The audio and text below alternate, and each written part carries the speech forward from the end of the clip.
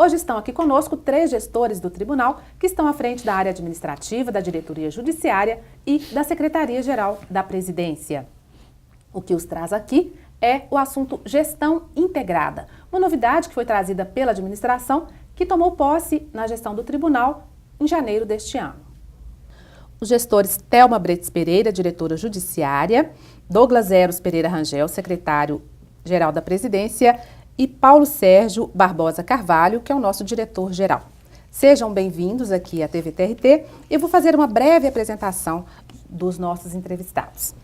A Thelma Bretes Pereira é graduada em Direito, entrou no tribunal em 1993, passou pela 19ª Vara de Belo Horizonte, chegou ao gabinete da desembargadora Maria Laura Franco Lima de Faria em 97 e lá atuou como assistente e como assessora, até chegar à diretoria judiciária em 2014. O Douglas Eros Pereira Rangel, graduado em Direito, entrou no tribunal em 2005, trabalhou na 3ª Vara de Betim e em 2006 passou pela assessoria de apoio à primeira instância. Em 2009 foi para a chefia de gabinete do desembargador Júlio Bernardo do Carmo e em 2016 assumiu o cargo de secretário-geral da presidência. Paulo Sérgio Barbosa Carvalho, graduado em Direito, ele é analista judiciário desde 2006, no TRT, foi assistente de desembargador, assessor jurídico de licitações e contratos na diretoria-geral de 2012 a 2015. Voltou ao gabinete como assessor de desembargador e agora é o nosso diretor-geral. Então sejam muito bem-vindos e nós vamos começar a nossa entrevista dizendo, eu queria que vocês dissessem um pouco para a gente sobre a gestão integrada. O que é a gestão integrada e ações que já foram feitas aí nesse sentido? Qual que foi a conclusão de vocês em relação a essas primeiras experiências? Vamos começar pelo Paulo Sérgio. Sim, primeiro, obrigado pelo convite e nos apresentarmos a nova administração, né, como você bem disse. E essa gestão integrada nasceu na fase de transição, quando, por força da resolução do CNJ 95, em que se faz a alteração da gestão do tribunal em dois anos, e compusemos, né, essa equipe de transição e observamos no decorrer dos trabalhos essa necessidade de maior integração. Integração para afinar as áreas com o objetivo comum, que é exatamente a prestação judicional, né, a finalidade adicional do tribunal. Não obstante a isso também, soma-se o fato também que quando à frente em outras áreas do tribunal, a gente sentiu um pouco a ausência dessa integração por parte das unidades, para melhorar, otimizar os ritos processuais, né, internos do tribunal, os ritos. E essa ação veio, então, acordamos entre nós, aqueles integrantes da equipe de transição, e com isso nasceu essa ideia.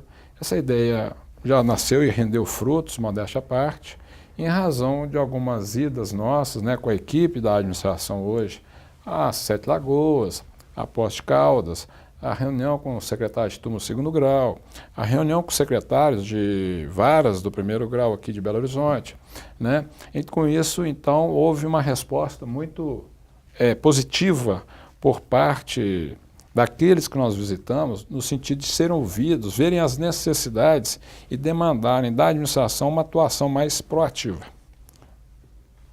Thelma, você esteve também em algumas visitas em Sete Lagoas, em todas, na verdade, né? Em Sete Lagoas, Poços de Caldas.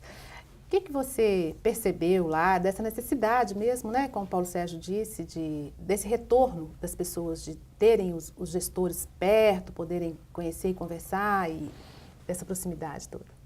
Então, desde o meu primeiro contato com o Paulo, que foi na posse da administração, ele já me abordou dizendo: quero fazer uma administração mais integrada, me lembro bem disso. E, de fato, isso foi posto em prática desde o primeiro dia em que nós sentamos para nos reunir. E as primeiras experiências foram as viagens, que foram maravilhosas. Eu sempre senti muita falta de estar perto do interior, de ouvir. E lá conversamos sobre tudo que interessa à área judiciária, sobre migração de processos físicos, sobre arquivo, sobre o CLE, sobre o precatório, que foi um assunto comum que todos abordaram, a impressão de diversas peças, sobre o plantão no recesso. Então, muitas sugestões vieram de lá e muitas a gente aproveitou. Depois dessas viagens, houve uma paradinha, muitos problemas aqui, muitas coisas para resolver, né? Mas a gente sempre se reunindo. Hoje mesmo saí, antes de vir para cá, o Paulo me chamou para resolver um assunto de cadastro de peritos. O arquivo é um assunto que está nos preocupando recentemente, são mais de 500 mil processos lá arquivados, e isso envolve um custo altíssimo para a administração, com aluguel, com terceirizados, com transporte de autos do interior para cá. Então nós temos conversado muito sobre tudo isso e todos os assuntos no dia a dia. Realmente tem sido muito proveitoso e tem sido real. Essa busca de soluções conjuntas, Exatamente. Né? Douglas. Primeiro eu agradeço o convite, né? E de fato, desde a transição, quando foi instituída a equipe de transição, a gente tem procurado sempre fazer as decisões, reunir de uma forma que a prestação dos nossos trabalhos seja otimizada, né? Então, essas viagens que a gente fez e essas visitas ao Foro de Belo Horizonte, com os secretários de turma aqui da capital, Poços de Caldas e Sete Lagoas, essas visitas mostraram que não há outro caminho à instituição senão um caminhar em conjunto, né? A administração precisa estar sempre aberta a esse diálogo e buscar eliminar todo tipo de cisão que existe na instituição. Primeira e segunda instância, área administrativa e área judiciária, capital e interior. Na verdade, somos um grande tribunal, Tribunal Regional do Trabalho da Terceira Região, e é necessário que estejamos unidos num mesmo propósito para a gente superar as situações adversas, sobretudo nesse momento que a gente vive. Então, é uma prática, como a Thelma disse, nós temos conversado muito, Secretaria-Geral da Presidência, Diretoria-Geral, Diretoria Judiciária, para que essas áreas atuem de uma forma conjunta. E isso, certamente, para a administração, melhora o processo de tomada de decisão. O diálogo está aberto, estamos reunidos e, de fato, a gente precisa conduzir esses processos, decisões muito sensíveis para a instituição, da melhor forma possível, né? E nessas visitas a gente pôde verificar situações que são, apesar de cenários tão diversos, né? Poços de Caldas, na 4ª sub-região, Sete Lagoas, na 8ª sub, e a capital, né?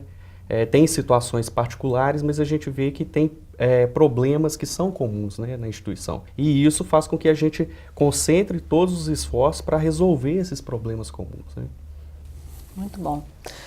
Paulo Sérgio, agora eu gostaria de perguntar muitos problemas que a Justiça do Trabalho tem enfrentado em função do orçamento, né? A emenda 95 impõe uma redução de orçamento para o Judiciário a partir de 2020. Qual que é a maior preocupação que isso tem gerado para a administração e qual que seria, aí, no caso, a recomendação para os gestores e para os servidores? Sim, de fato, com a entrada em vigor da emenda constitucional 95, né, o orçamento dos órgãos públicos federais, principalmente da Justiça do Trabalho, né, que é o nosso caso, ele ficou estabelecido um teto. E a partir de 2020, o teto ele deixa de ser contemplado com uma alíquota de 0,25% do Poder Executivo, que seria um plus. Então isso nos afeta diretamente. Mas nos afeta também em razão já de um ato conjunto do Conselho Superior da Justiça do Trabalho desse ano, de um mês atrás praticamente, em que já põe as restrições no orçamento nosso para 2019, na ordem de 41,6 milhões de reais. Então é necessário hoje a administração rever os seus processos, seus procedimentos, seus modos de aquisições, né, negociar os contratos para que a gente possa exercer de fato a prestação adicional, que é a atividade fim do tribunal, mas também com a sua eficiência, né? E a eficiência é isso, a gente querer fazer mais com menos. E nós vamos ter que entrar nesse escopo de eficiência da administração pública, né? Não tem outra saída, temos que rever todos os procedimentos, né? De forma que a gente possa conseguir esse objetivo. E isso é uma meta, é institucional, mas também é uma meta legal. Então, não tem outro caminho senão todos os gestores. E aí eu conclamo, nessa oportunidade aqui, todos os gestores a reverem os seus procedimentos, né, desde a vara do interior, desde a vara da capital, as unidades administrativas, né, os próprios segundo grau, a gente adotar procedimentos de redução de gastos para que a gente possa dar continuidade ao trabalho. Um dos problemas também enfrentados, no caso é a falta de servidores. O Sim. tribunal teve autorização para nomear 63 servidores em 2018. Quando é que serão feitas as nomeações e quais são os critérios que a administração está adotando para destinar esses servidores para quais unidades, diante dessa situação de déficit de pessoal que todas as unidades estão enfrentando? Sim. De fato, o tribunal tem um concurso aberto com relação de habilitados, né, dos candidatos que foram aprovados, e isso, por ordem do Conselho Superior da Justiça do Trabalho também, no ano passado, houve a vetação de nomeações em razão do corte orçamentário, por o impacto que tem na nomeação e no próprio custeio do tribunal da folha de pagamento. Com isso, esse ano, em razão, o próprio Conselho liberou para nós a nomeação de 63, num primeiro momento, primeiro semestre, 25, dos quais já estão sendo nomeados. Ontem mesmo nós nomeamos mais 5 pessoas, servidores, e para o segundo semestre mais os 38 servidores. Esse é o desafio. Qual que é o desafio também? Em razão das aposentadorias que estão vindo. Nós assinamos na diretoria geral praticamente 1 ou 2 por dia. Nós estamos com mais de 200 claros no tribunal, né, de cargos vagos, né, e os 25 nesse primeiro momento não supre. E para destinar esses servidores? Assim, vocês estão ouvindo os gestores, estão destinando para as áreas que estão mais desfalcadas? Sim, é feito todo um mapeamento de todas as unidades do tribunal, judiciárias, interior, capital, segundo grau e administrativa. A diretoria de gestão de pessoas, né, fez todo esse mapeamento. Isso, como é um problema institucional hoje já do tribunal, então nós submetemos num diálogo nas 3 diretorias, da Secretaria-Geral da Presidência, da diretoria judiciária, propusemos isso e levamos ao conhecimento da presidência do tribunal para que isso fosse feito uma decisão a nível de presidência. Porque aí já envolve a questão estratégica do tribunal. Não foi um ato isolado ou unilateral da administração. Foi uma tomada de decisão por parte da alta administração. Está havendo no tribunal um recadastramento de ativos. Esse recadastramento, esse ano, ele está ganhando um status um pouco diferente porque tem o E-Social e uma exigência de que o tribunal lance os dados no E-Social a partir de 2019. O que traz, então, para o servidor, para o magistrado? Qual que é a recomendação nesse momento? Essa oportunidade, né, o próprio presidente editou agora, semana passada, um ofício circular convocando e conclamando todos os servidores e magistrados a fazer o recadastramento. Cadastramento esse de suma importância.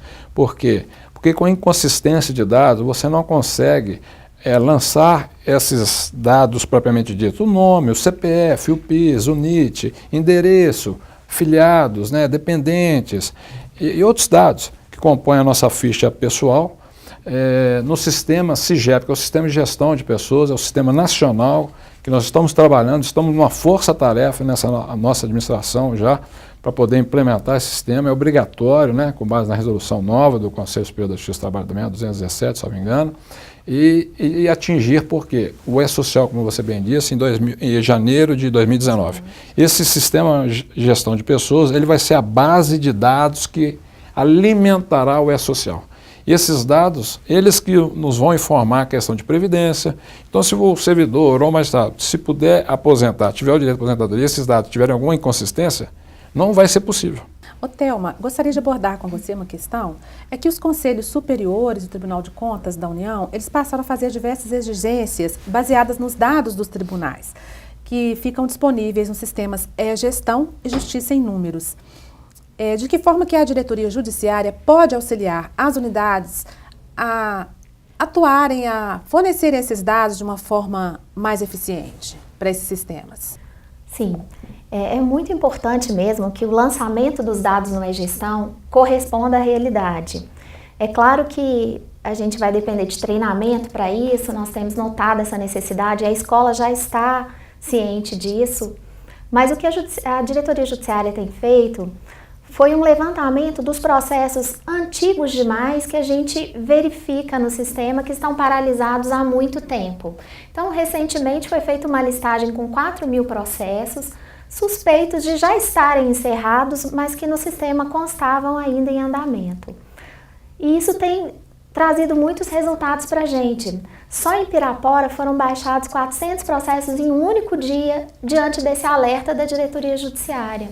E isso é muito importante para claro que num primeiro momento os prazos médios são impactados, mas nós não ficamos com essas pendências tão antigas no sistema. Então isso tem funcionado, são 4.000 num primeiro momento, depois nós vamos caminhando, esses são os sem nenhuma movimentação desde 2012. Então é essa iniciativa que tem rendido frutos. É para dar baixa nesses processos antigos, que às vezes já estão finalizados. Nós identificamos processos que ficamos sabendo que em 93, parece, ou 92, foi quando começou a existir o SIAP. Então, alguns processos se perderam naquela época. A gente percebia um lançamento enviado ao tribunal e depois disso o processo sumia. Não tinha mais nenhum andamento dele. Lá em 2008, 2009, então isso era suspeito. Nenhum gabinete demora tanto, né, para julgar um processo. Então, estão sendo identificadas essas situações. Mas, na verdade, esse não houve um prejuízo, é porque administrativamente o processo já estava encerrado, mas não foi dado Mas baixa. no sistema ele não consta como baixado, né? Então, isso impacta nas nossas estatísticas negativamente. Entendi. Fica parecendo que o tribunal não está dando uma solução. Exatamente, para um processo tão antigo, né? Nós temos metas que envolvem o encerramento de processos com datas antigas, né? As metas nacionais. Então, isso é importante. Então, a diretoria judiciária está atuando junto às varas para alertar. Sim, alertando, enviando listagens, e o saneamento é feito em parceria com a Secretaria do PJE, porque também não é qualquer andamento que se pode dar depois de 10, 20 anos. Então, tem sido feito e está resolvendo muito. Ah, que bom. Douglas, gostaria que você falasse um pouco para nós sobre a Secretaria-Geral da Presidência, o que ela faz, que serviços que são prestados pela Secretaria. Perfeito. A Secretaria-Geral da Presidência ela tem como atribuição, conforme o regulamento geral, a coordenação das atividades tanto da Secretaria de Comunicação Social como da Secretaria de Informações Funcionais dos Magistrados. Como compete ao Secretário-Geral da Presidência assistir o presidente nas matérias jurídicas afetas aos magistrados, a relação da Secretaria-Geral da Presidência é muito estreita com a Secretaria de Informações Funcionais dos Magistrados. Geralmente os expedientes feitos nessa secretaria, eles são submetidos à avaliação do presidente. Então, dentro dessa dinâmica, em 2016 a gente fez uma reestruturação administrativa, né, para condensar processos de trabalho na Secretaria de Informações Funcionais. Dividimos essa secretaria em 4 grandes setores, né, a seção de concurso público de magistrados, a seção de magistrados ativos, a seção de magistrados aposentados e o núcleo de convocações e afastamentos dos magistrados. O objetivo dessa reestruturação foi condensar os processos de trabalho nas respectivas seções, setores, né, para que não houvesse tanta flutuação dos processos de trabalho em outras unidades. Então, aquela unidade, por exemplo, o núcleo de afastamentos, de convocações e afastamentos de magistrados, ele fica responsável por todo o processo de trabalho que envolve essa matéria, né? Assim, o processo de trabalho, ele ganha um dono, né? E facilita com que a gente observe as inúmeras repercussões daquele processo de trabalho, se determinado servidor está conduzindo bem, se ele precisa de uma capacitação. E isso faz com que otimize, né, se torne mais eficiente a prestação de trabalhos. Tanto foi assim que, pela primeira vez no tribunal, a gente conseguiu mapear as férias dos magistrados e já deferir em um único momento, as 2 férias dos magistrados, 2 períodos de 30 dias dos magistrados. Mas a gente conseguiu, com a mesma equipe, fazer com que a produtividade aumentasse, né? E dentro dessa estrutura, a gente, até aproveitando o canal para informar que a seção de magistrados, seção de concurso público de juiz substituto, ela deixará de existir em face da nacionalização do concurso, e a política de atenção prioritária ao primeiro grau. E dessa forma a gente percebeu que a Secretaria teve um ganho muito grande em termos de produtividade, né? Com essa simples organização, claro que impactou demais a vida, o dia a dia da Secretaria, mas a equipe de trabalho muito disposta, muito eficiente, uma equipe que está sempre comprometida com o interesse público, e a gente conseguiu desenvolver isso. Essa mudança, o que trouxe de benefício para os magistrados em termos de comunicação com a Secretaria da Presidência? É interessante aproveitar o espaço para informar o ganho que isso trouxe, né, essa reestruturação trouxe. Os magistrados, eles podem já ali no menu da intranet, localizado ao lado esquerdo da página, no item magistrados, clicar ali e no subitem requerimentos e declarações. E ali tem o rol dos serviços prestados pela Secretaria-Geral da Presidência e os modelos do requerimento. Então, a verbação do tempo de contribuição, tem o modelo lá, férias dos magistrados, tem o modelo e diversos outros modelos. Além disso, a gente desenvolveu o sistema de apuração da gratificação de exercício cumulativo de jurisdição, que está na página também da intranet, no menu Sistemas, que está na parte superior da página. Clicando lá tem JEC-J, que é o sistema onde os magistrados podem consultar por mês de competência os períodos de atuação em acúmulo e a repercussão financeira em seu contra-cheque. Então trouxe mais transparência também. Muito mais transparência e assertividade da informação. Certo. Bom, agora para finalizar a nossa entrevista, eu gostaria que cada um de vocês falasse brevemente sobre os principais desafios que cada área tem pela frente. Começamos pelo Paulo Sérgio? Sim. São muitos desafios, né, Lucineide? Primeiro a questão, como disse, né, orçamentária, né? Nós já vamos ter que entrar o ano que vem com o trabalho deste ano para ordem de 41,6 milhões e já entrar em 2020 com uma outra dinâmica de orçamento provavelmente maior. Segundo, a própria questão de pessoal, ou seja, em razão dos claros que nós falamos agora há pouco, e dessa não nomeação, dessa não recomposição dos claros na medida da necessidade das vacâncias, aposentadorias e outras, né? A terceira são essa integração que nós estamos fazendo, dispostos a fazer com as três áreas, né? E mais as unidades, né? Em busca dessa eficiência para minorizar ou melhorar a questão desses desafios orçamentários de pessoas. Muito bem. Thelma. Como todo mundo sabe, com a reforma, nós tivemos uma grande redução de ações novas no primeiro grau. Os dados de março mostram que, de março de 2017 para março de 2018, nós tivemos uma redução de 42%. Isso no primeiro grau. No segundo grau, nós ainda não experimentamos esse efeito da reforma. Neste último mês de março, foram 5.108 recursos de revista interpostos, o maior número de que a gente tem conhecimento. Então, ainda estamos num momento de muito aperto. Não sabemos por quanto tempo esses efeitos vão perdurar, esse decréscimo do número de ações. Isso vai depender, claro, de decisões do Supremo, do TST, que ainda não definiu muitas questões. Mas o que a gente sabe é que teremos que fazer mais com menos, né? Como disse o Paulo, não há perspectiva de nomeação, não há perspectiva de, muito menos, de criação de cargos. E então teremos que otimizar o nosso trabalho cada vez mais. E acho que um dos focos para esse ano vai ser o abandono do processo físico cada vez com uma velocidade maior. Acho que nós temos que migrar, sim, para o PJE, porque trabalhar com um sistema só é muito mais fácil, né? Só temos ganhos com isso, ganhos de pessoal, de recursos.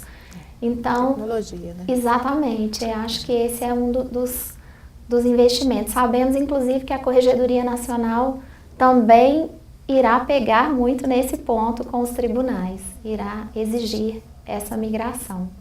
Ainda falta muita coisa? Assim, nós temos 170 cerca de 180 mil processos físicos ainda, são os últimos números, 179 mil e alguma coisa. É muita coisa ainda. É. Por enquanto, só podemos migrar o processo em fase de execução. A migração no conhecimento, ela gera problemas no e-gestão e não pode ser feita ainda. Mas acreditamos que isso se resolve em breve. Douglas, quais são os principais desafios? Os desafios da Secretaria-Geral da Presidência são vários, né? A gente passa por diversas auditorias de férias de magistrados, com determinação de elaboração de uma política que reduz os saldos de férias que existe na carreira, auditoria na gratificação de exercício cumulativo de jurisdição e outras determinações dos conselhos superiores, seja CSJT, CNJ e o próprio TCU. Mas no curto e médio prazos, o grande desafio é a implementação do SIGEP, que é o Sistema Integrado de Gestão de Pessoas da Justiça do Trabalho. Ele se tornou obrigatório como única ferramenta de gestão de pessoas para a Justiça do Trabalho agora, por meio da Resolução 217 desse ano. E esse sistema trará muito impacto nos processos de trabalho da Secretaria-Geral da Presidência. Ainda esse impacto é inimaginável. Estamos fazendo os levantamentos, mas a gente já sabe que os nossos sistemas precisarão ser integrados a esse novo sistema. Então, o sistema nosso de subregionalização, que cuida de grande parte das designações dos juízes substitutos, ele vai ter que ser aprimorado e integrado a esse novo sistema, e o próprio sistema que calcula a gratificação por exercício cumulativo de jurisdição. Então, esses são grandes desafios em que a equipe da Secretaria-Geral da Presidência, juntamente com a TI do Tribunal, vai ter que estar bem atento a essa integração. Já tem, inclusive, servidores da Secretaria envolvidos na... Tem dedicação exclusiva nesse projeto. Então, gostaria de agradecer ao Douglas, a Thelma e ao Paulo Sérgio pela presença aqui na TV TRT e espero que numa próxima oportunidade nós possamos trazer mais informações sobre a administração. Desejo, assim, muito boa sorte nessa ação integrada que traga bons resultados para a instituição. Nós agradecemos e estamos à disposição.